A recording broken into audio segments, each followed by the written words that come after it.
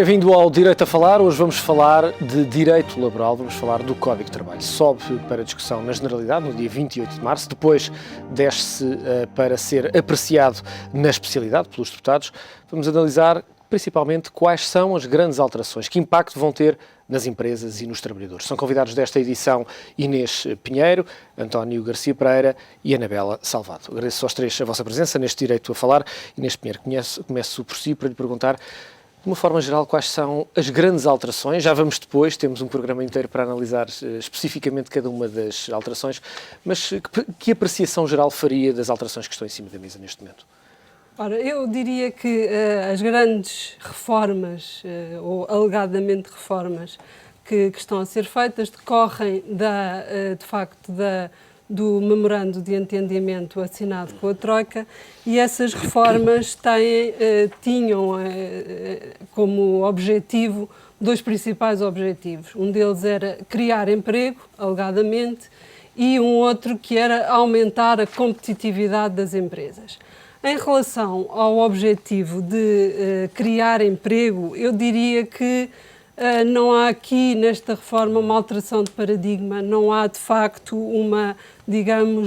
incentivos à contratação. Não me parece que a reforma, tal como está delineada, venha a criar emprego. Por exemplo, em Espanha, nessa área, criou-se um contrato feito pelas PME, que só pode ser feito pelas PMEs com jovens abaixo de 30 anos, fortemente incentivado. Nada disto é feito aqui na nossa reforma. Há uma pequena um afloramento desta área na medida estímulo 2 de 2012, que se calhar depois podemos falar. Não creio que baixar as indemnizações por despedimento venha produzir criação de emprego. No entanto, ao nível do aumento da competitividade das empresas, creio que há medidas que podem trazer ganhos de produtividade a médio prazo. E eu diria como medidas principais, e de facto as medidas principais, digamos, desta reforma, são medidas na área de redução de custos, portanto, não só ao nível do trabalho suplementar, portanto, são reduzidas as retribuições de trabalho suplementar, bem como os descansos compensatórios.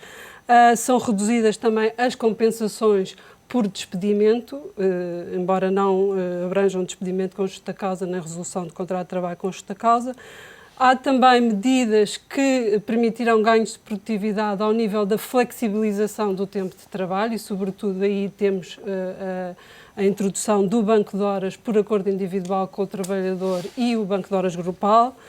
Temos medidas também de flexibilização ao nível da desburocratização no relacionamento com a ACT. Foram, de facto, abolidas uma série de comunicações que se criam mais ou menos indiferentes do ponto de vista da eficácia das mesmas.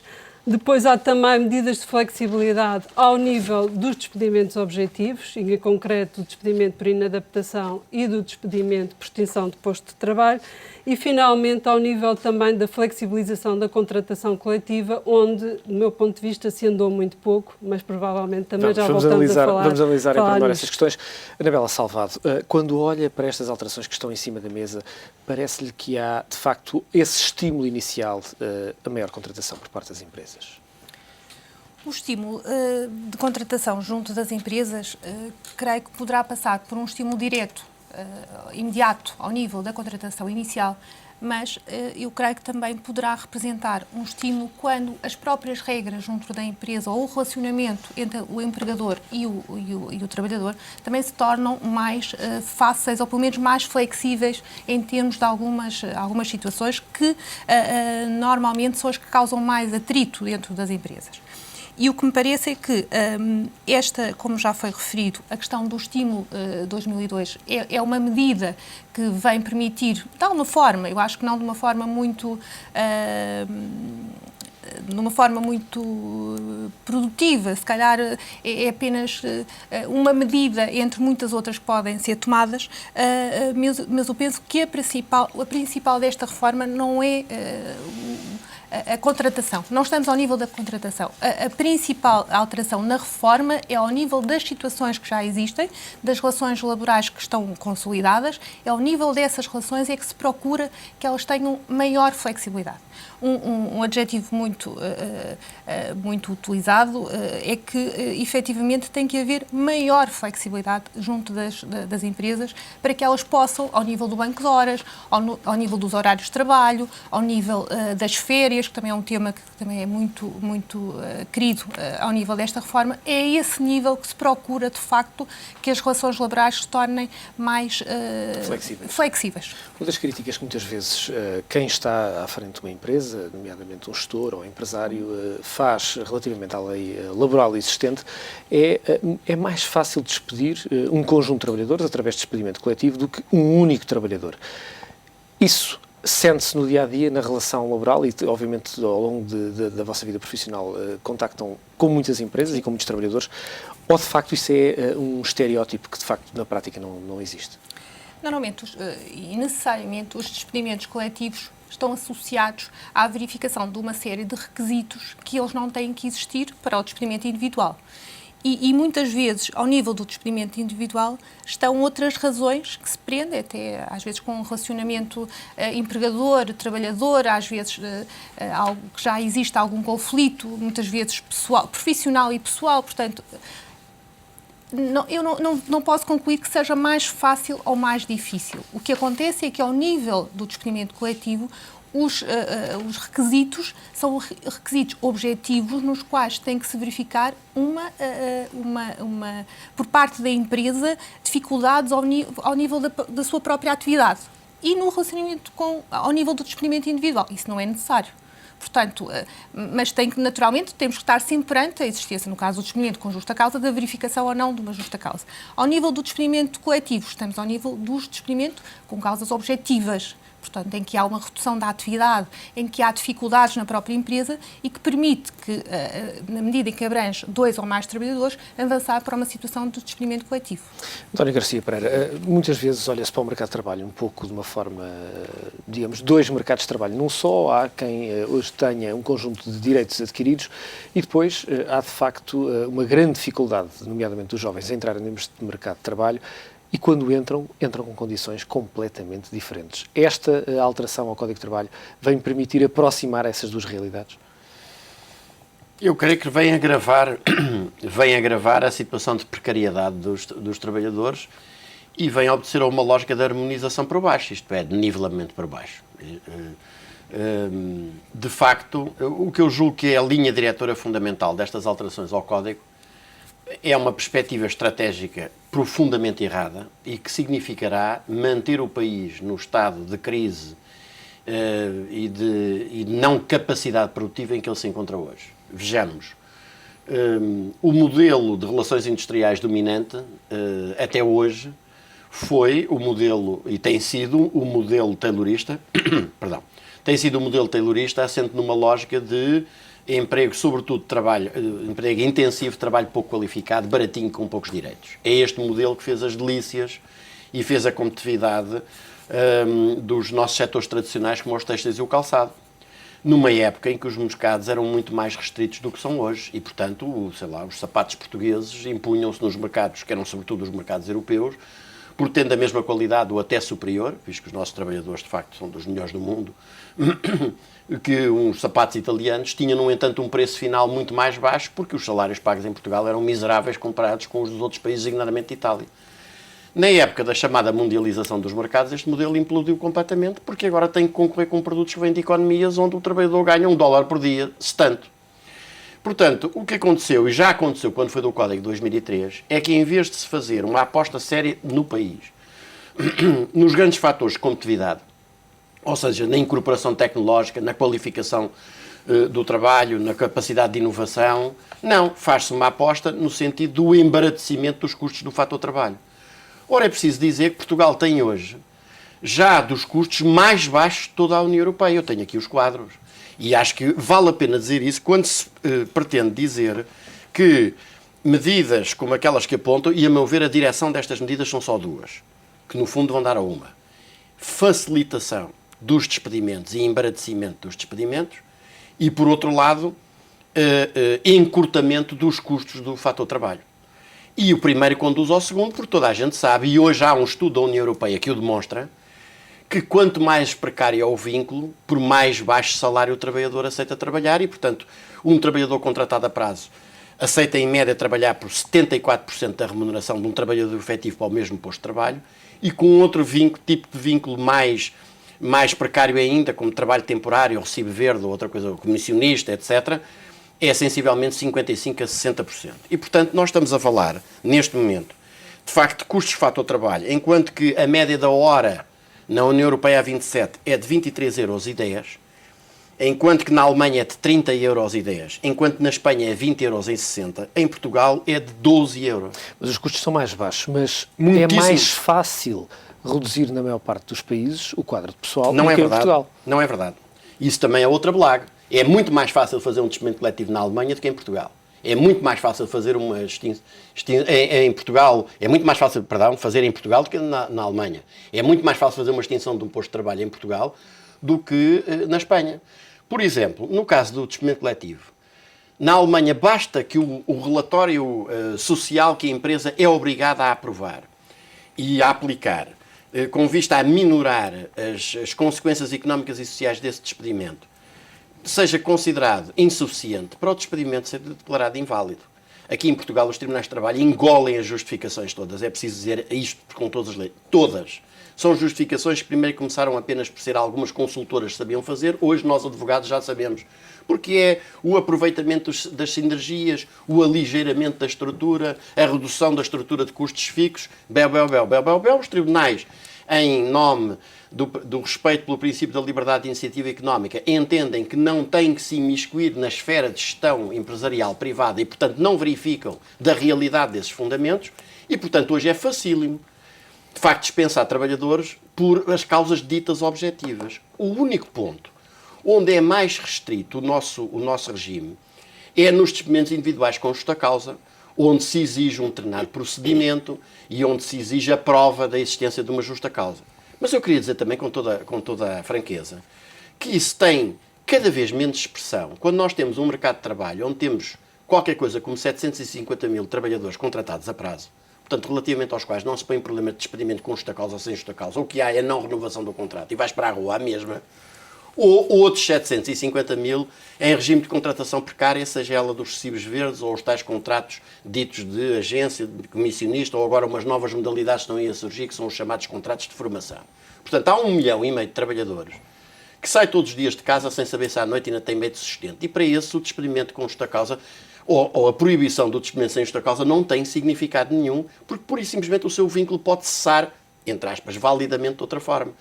Portanto, o que este código tem uma opção, e uma opção que é típica das concepções económicas que estão por trás dele, é que a competitividade da economia portuguesa se fará à custa de fazer com que se pratique em Portugal condições remuneratórias ao estilo dos malaios ou dos chineses. E, portanto, toda a intervenção no sentido da redução dos montantes pagos a título de trabalho suplementar, ao ponto do Código não só estabelecer uma redução, como dizer que impede que as partes, seja em termos de autonomia coletiva, seja até em termos de acordo individual, possam estabelecer condições mais favoráveis do que isso. Ora, evidentemente, isto significará, na minha opinião, a aposta no tal modelo que vai agravar a situação. Depois há um outro problema por trás, é que o emprego não se cria por decreto, nem se cria com medidas do Código de Trabalho. O emprego cria-se criando economia.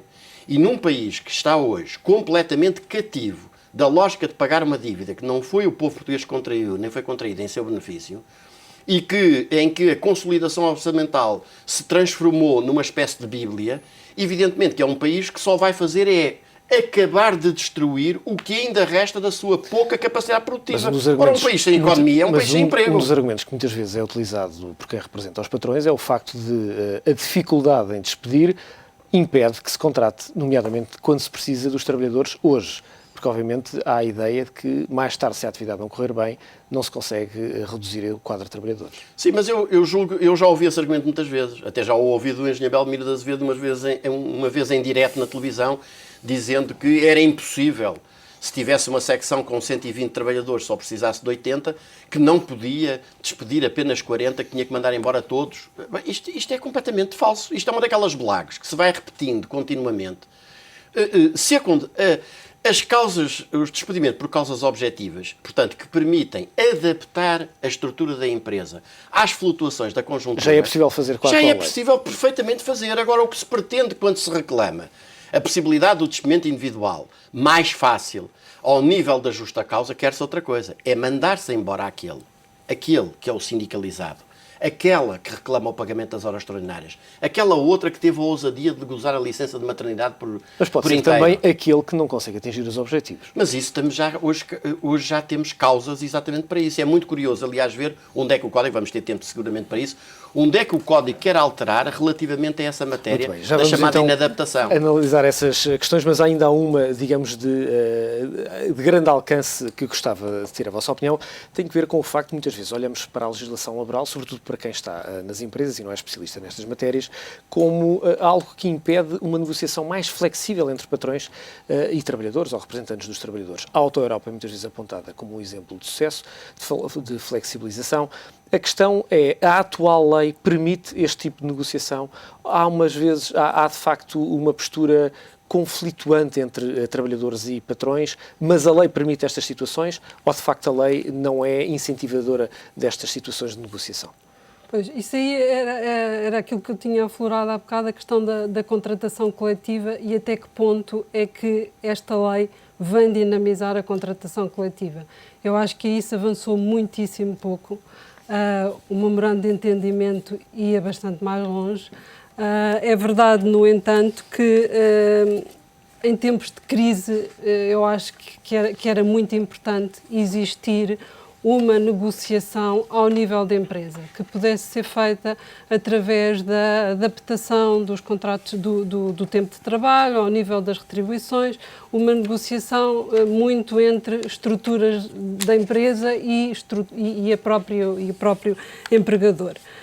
No entanto, é verdade que a negociação coletiva ao nível das comissões de trabalhadores é inviabilizada pela Constituição, porque a Constituição atribui o exercício do direito à contratação coletiva aos sindicatos. E, portanto, no fundo, aquilo que está expresso na nossa lei já está atualmente e foi reforçado agora nesta reforma, foi que os sindicatos poderão delegar nas comissões de trabalhadores em empresas para além dos 150 trabalhadores o direito à contratação coletiva. Isto gera alguns paradoxos, porque é verdade que os sindicatos só representam os sindicalizados e, portanto, delegam nas comissões de trabalhadores, que teoricamente representam todos os trabalhadores, um direito que só os leva a representar uma parte dos trabalhadores. Portanto, esse é já um paradoxo à partida. Depois, também limitar a liberdade dos sindicatos de delegarem os seus poderes a 150 trabalhadores é quase, digamos, que estamos a limitar o exercício da liberdade sindical. Eles podem delegar em quem quiserem e quando quiserem, no limite. Portanto, eu diria que temos, de facto, essa experiência feliz na Auto-Europa, mas é quase dizer que é uma experiência à margem da lei. E a verdade é que dar às comissões de trabalhadores, hoje em dia, um direito de contratação coletiva implica alterar a Constituição, do meu ponto de vista. E essa é uma solução política muito complicada, porque os sindicatos, de facto, hoje em dia, há um problema de representatividade sindical no nosso país, indiscutivelmente. Em 2007, só 24% dos trabalhadores portugueses é que estavam representados em sindicatos, mas neste momento os sindicatos são os parceiros na concertação social e, portanto, é uma solução política complicada que eu não vejo que a curto prazo tenha um desfecho.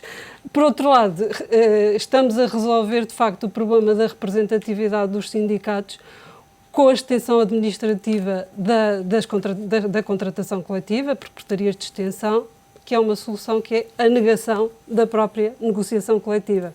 Portanto, não é, de facto, uma solução fácil. Temos um entrave constitucional, do meu ponto de vista. Aníbal Salvado, partilha desta opinião de que era preciso avançar um pouco mais do ponto de vista da negociação quase caso a caso? É necessário avançar. esta reforma procura, de uma forma muito tímida, avançar nesse aspecto, porque a questão, como disse a Inês, a questão da representatividade é manifesta. Há uma manifesta falta de representatividade. Os trabalhadores, eu não queria aqui entrar em considerações políticas, mas realmente os trabalhadores estão afastados, muitos deles, dos sindicatos. Portanto... Essa não é uma constatação política, é, digamos, uma constatação de facto, não é? Eu creio que sim, não sei se será unânime, mas eu penso que é uma constatação. Desde logo ao nível da percentagem de trabalhadores que foi referido. E, portanto, eu acho que se tenta avançar nesse aspecto. Portanto, há aqui algumas novidades, por exemplo, ao nível do banco de horas, em que se permite, que era já uma possibilidade que existia no Código de Trabalho e que agora se avança um pouco mais na medida em que se estende também aos próprios trabalhadores, às comissões de trabalhadores e aos próprios trabalhadores. Poderá ser por acordo com os trabalhadores. Portanto, há aqui uma evolução, mas eu tenderia a concluir que ainda é tímida. Muito bem, vamos analisar essas questões na segunda parte deste direito a falar. O que é que muda na prática, na vida de cada um de nós, trabalhadores, com a nova lei, que vai ser discutida na Generalidade no dia 28 de março. Voltamos depois de um breve intervalo. Até já.